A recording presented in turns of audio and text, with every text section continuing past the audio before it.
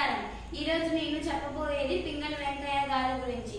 మన జెండా తయారు చేసిన వారు పింగళి వెంకయ్య గారు. ఆయన 1878 ఆగస్టు 2వ తేదీన బట్లపెనమలూరులో కృష్ణా జిల్లాలోని జన్మించారు. ఆయన హై స్కూల్ 18 ఏళ్లకే హై స్కూల్ చదువు పూర్తి చేసుకొని సైన్యంలో చేరారు.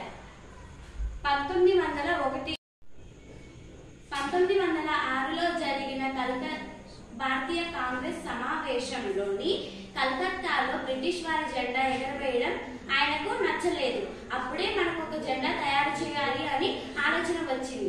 1921 విజయవాడలో జరిగిన అఖిల భారతీయ కాంగ్రెస్ సమావేశంలోని గాంధీజీ కోరగా 3 గంటల్లో మన 3 రంగుల జెండా తయారు చేసి ఇచ్చారు. ఈ 3 రంగుల జెండా దేశమంతటికి ఉద్యమ స్ఫూర్తినిచ్చింది.